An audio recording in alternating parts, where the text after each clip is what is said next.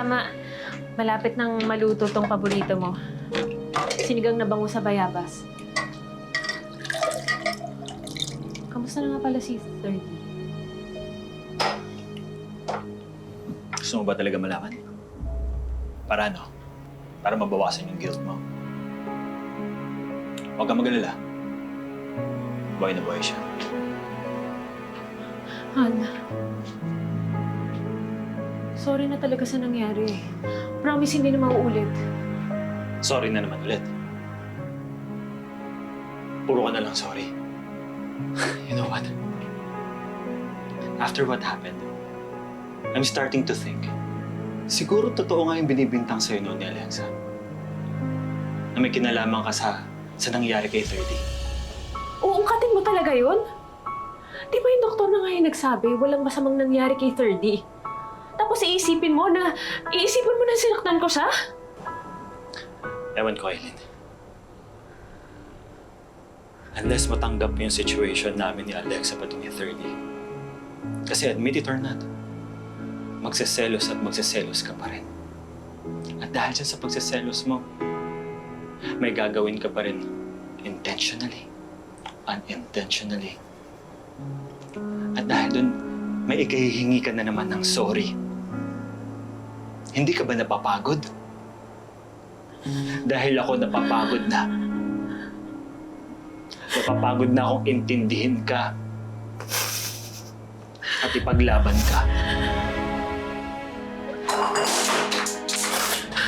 Akala mo ikaw lang yung napapagod? Pagod na rin ako, Bobby!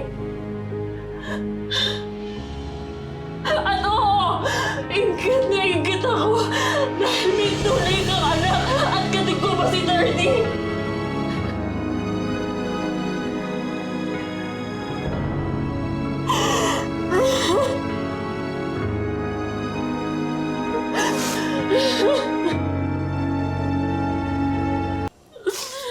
Gusto ko lang naman magkaroon ng kompleto, maayos at masayang pamilya. Pero bakit ang damat-damat ng pagkakataon? Bakit parang pinaglalaroan tayo ng tadhana?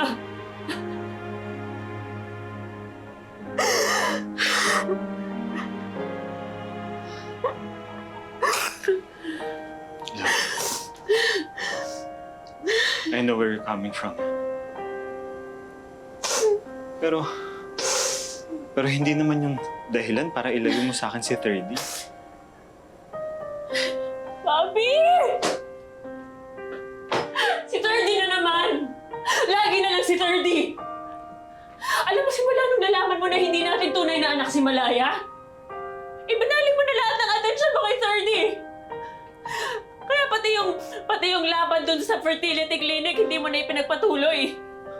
Dahil walang point ilaban. Maghihirap lang tayo para sa ano? Para sa wala. Ipaglalaban natin tapos ano rin? Wala na naman tayong magagawa eh. We just need to live with it. No matter how painful it is. Besides, tanggap ko naman si Malaya, di ba? Madali sa'yo sabihin yan dahil meron kang tunay na anak na dala-dala yung DNA mo. Pero alam mo, Bobby, kahit na hindi natin ka-DNA si Malaya, sa puso ko, totoo natin siyang anak.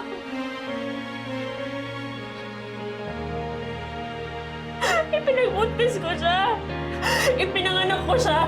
Galing siya sa akin.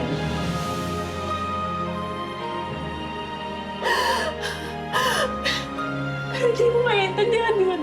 At baliwala yun sa'yo dahil meron kang tunay na anak. Kayong dalawa ni Alexa!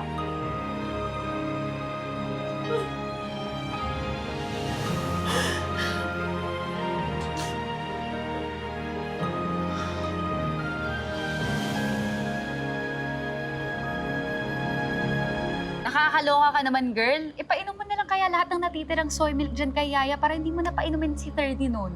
Pero aminin mo, it was a brilliant idea. I am such a genius. Ay nako, pasalamat ka na lang talaga na na-survive ni 30. Kung hindi, goodbye Bobby forever ka na talaga. I will never let that happen. Ngayon pa ba? Eh, nanalo na naman ako ulit kay Eileen. Alam mo, konting push na lang talaga and I feel that Bobby will be all mine. Okay, sige, sabi mo eh. So, we should celebrate because good things are coming my way. Poor Eileen. Cheers.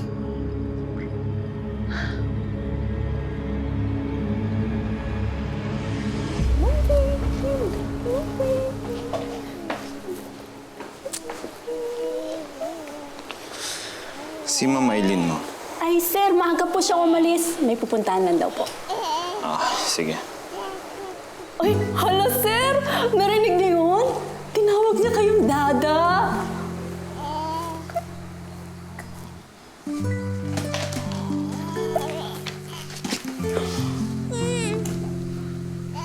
Anak? Anong sabi mo? Pakikulit niya. Galing naman ng anak ko. Dada? Oo. Oh. Pakiulit nga kahit mo.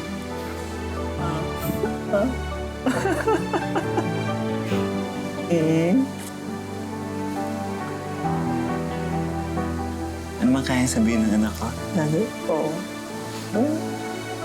Oo. Dada, dada. Sa'yo mo ulit, dada. Ma'am Eileen! Oh, wala po si Ma'am Alexa sa loob eh. Nandun po sa park. Nag-jogging po.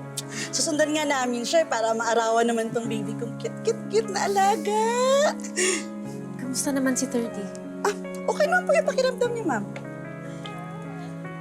May dala nga pala akong cake. 30, pasensya ka na at nadamay ka pa sa issue namin ng mama mo, ha? Pero hindi naman ako galit sa'yo eh. Para sa'yo to. Mama! Tinawag mo ba ako mama? Naku, hindi ako mama mo. Talagang hindi ikaw ang mama niya.